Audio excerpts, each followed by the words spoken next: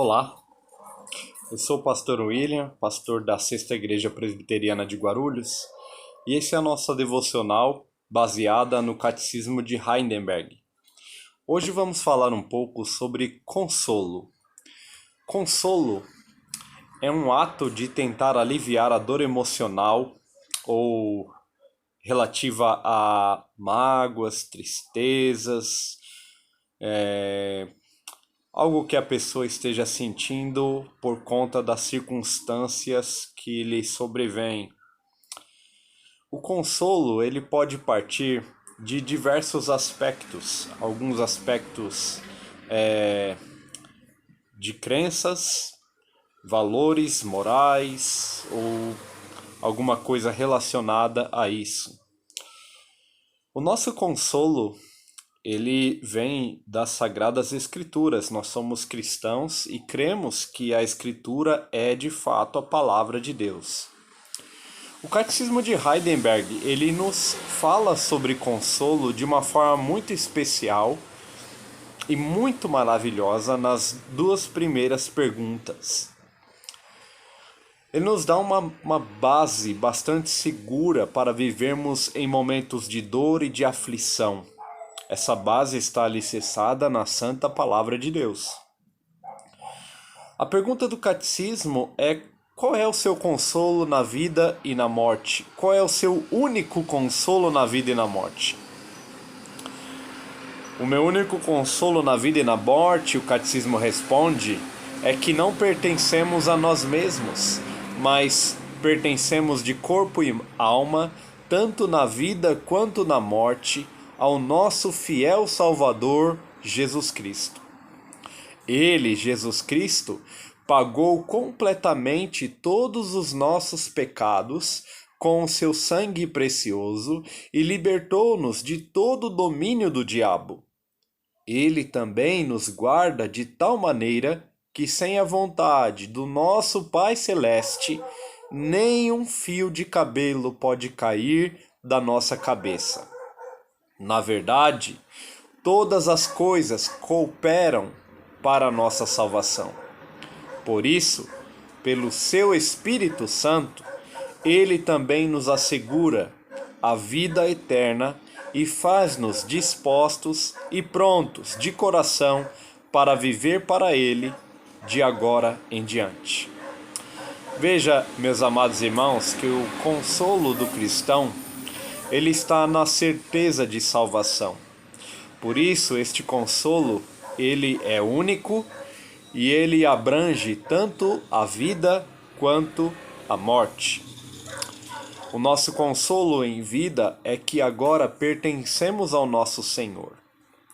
É muito interessante em uma sociedade onde a autonomia é bastante pregada e ensinada, a autonomia total, a autonomia humana. Em uma sociedade onde essa autonomia é bastante valorizada, dizer que pertencemos a alguém é até uma afronta. Esse ato de pertencer ao nosso Senhor é que nos traz uma imensa certeza de que o nosso Deus cuida de nós como algo extremamente precioso para Ele. É assim que a Bíblia nos chama de herança do Senhor. Nós fomos comprados por alto preço, e é isso que o Catecismo ensina, que Cristo pagou completamente, cabalmente, todos os nossos pecados. Então o preço da nossa salvação foi o sangue de Cristo, e Ele pagou com o seu sangue precioso e nos libertou de todo o domínio do diabo. Ele também nos guarda, então, de tal maneira que, sem a vontade do nosso Pai Celeste, nem um fio de cabelo pode cair da nossa cabeça. É o ensino do Senhor Jesus. Não cai nem um fio de cabelo da nossa cabeça sem o consentimento do nosso Pai. A Bíblia nos ensina que não cai nenhuma árvore do céu sem o consentimento do nosso Pai, e com isso nós também aprendemos que todos os nossos fios de cabelo estão contados, como o Senhor Jesus nos ensinou.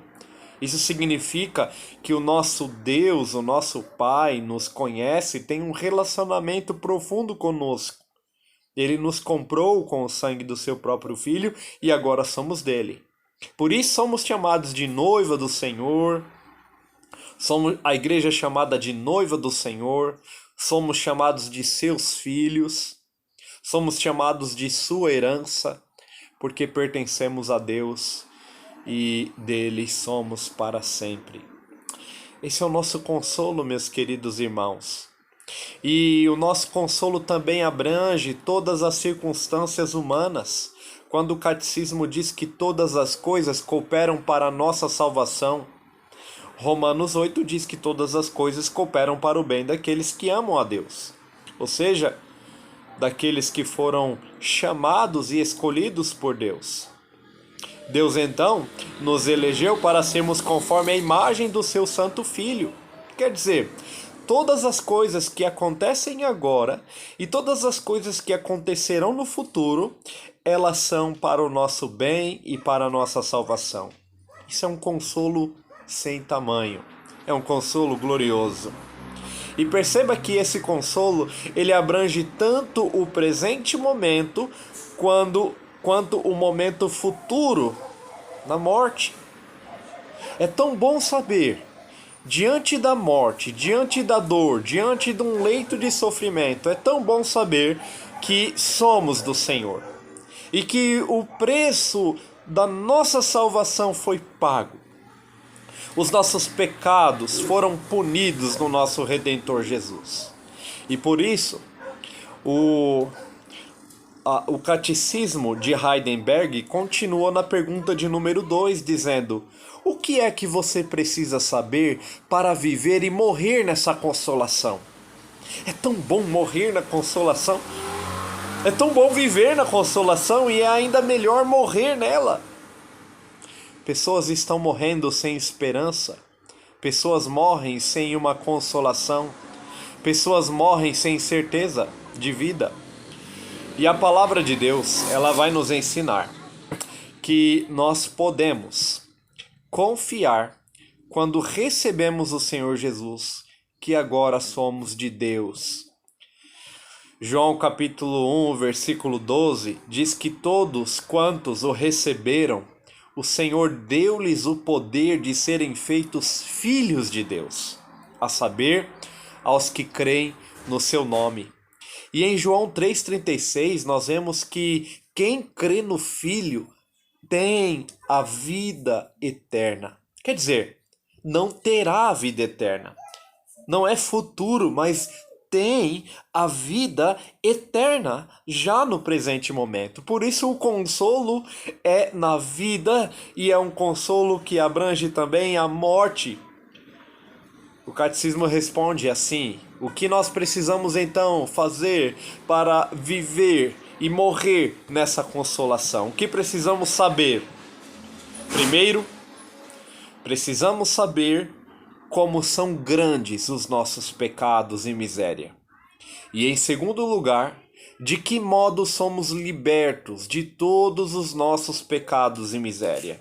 E terceiro, de que modo devemos ser gratos a Deus por tal libertação. Tudo isso abrange a fé cristã.